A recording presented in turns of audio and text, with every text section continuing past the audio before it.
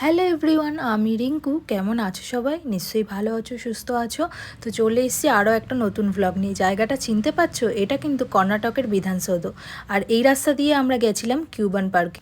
আর আজকে চলে এসেছি কিন্তু ব্যাঙ্গালোরের famous food street ভিভিপুরামে।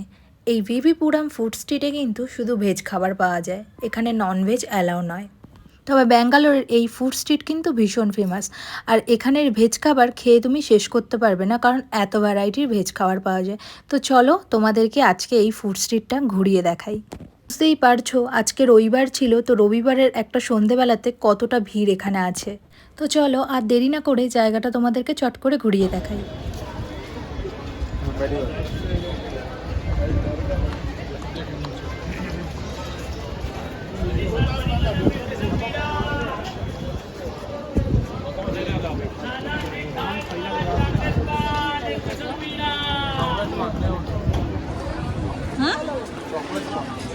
Madam sweet पान फायर पान चॉकलेट पान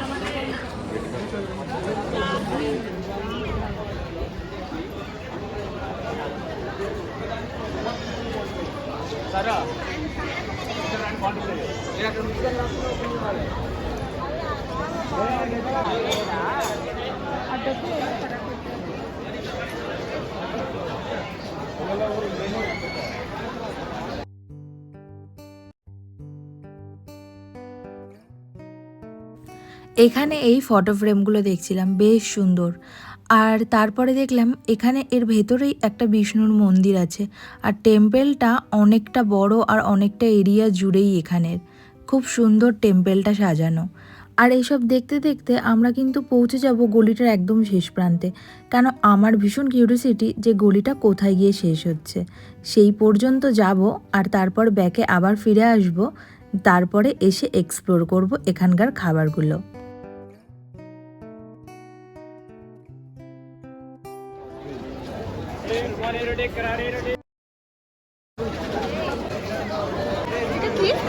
ফালুদা মিল্কশেক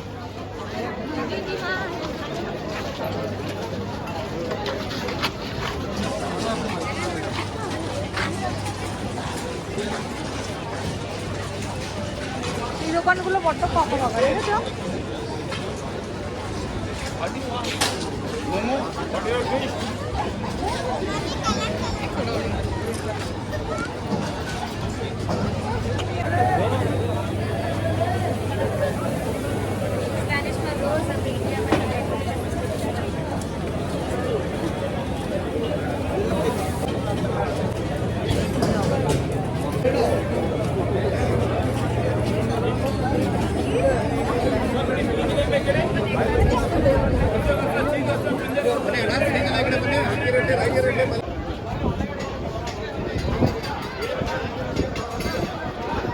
মনে হচ্ছে যেন দীঘার বিচে এসে এত হাওয়া দিচ্ছে।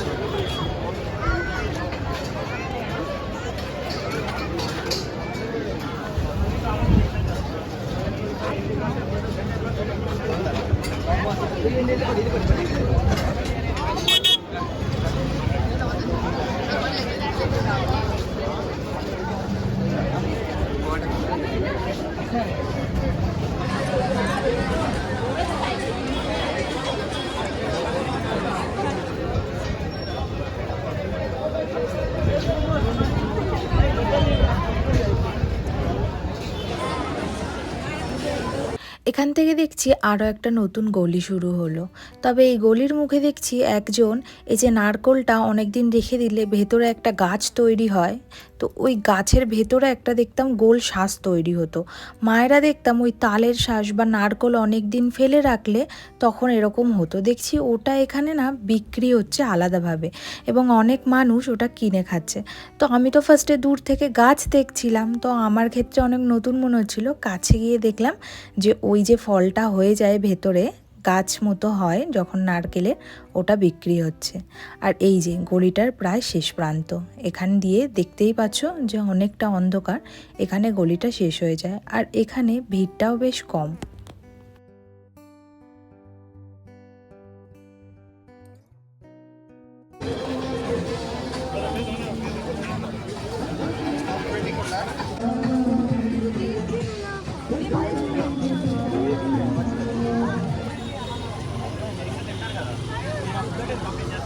তো আমরা রাস্তাটার একদম শেষ প্রান্ত পর্যন্ত গিয়েছিলাম, তো এখন চলে যাচ্ছি আবার সামনের দিকটা হেঁটে।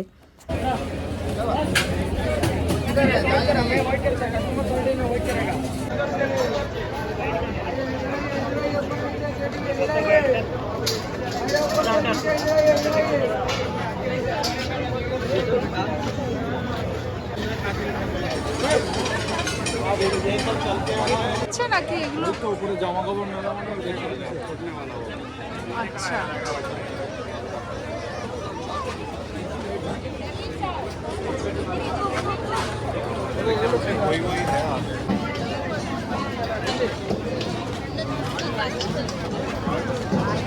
চলো পটেটোটা ট্রাই করি দিদি, চলো পটেটো একটা ট্রাই করি এখানে, দেখো এই যে পালকের মধ্যে রেয়ে জ্বলছে। পটেটো ট্রাই করি কোথায় একটা মোমো দেখলাম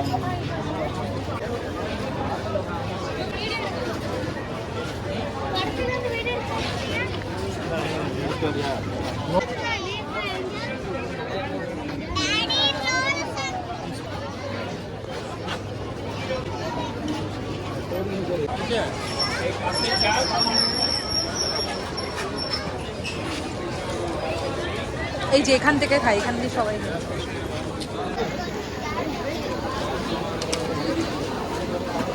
দাঁড়া না, ধর না তুই।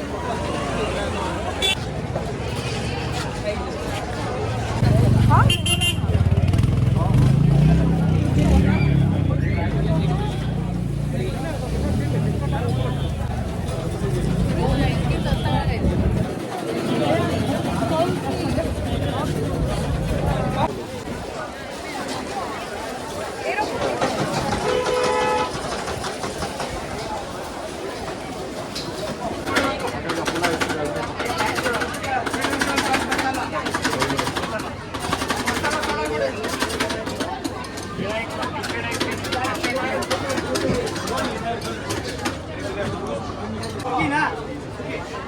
অরিজিনাল মিলতা है ना, তখন ভালো খেতে, ভালো খেতে। আমি দিচ্ছি।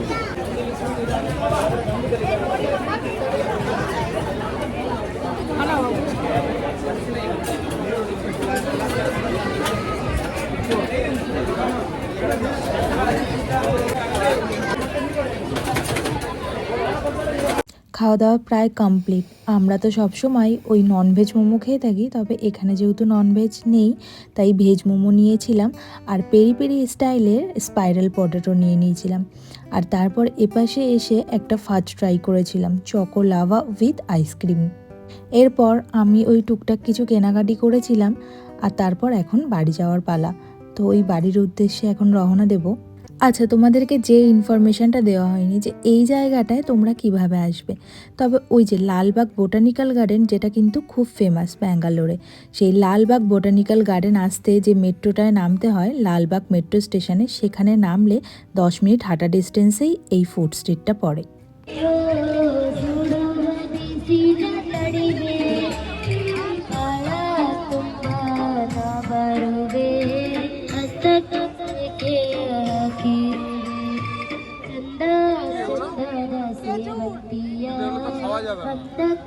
আমরা এই ফলের দোকানটা থেকে একটু ফল নিয়ে নিয়েছিলাম, ওই জাম আর একটুখানি লাল জামরুল নিয়ে নিয়েছিলাম।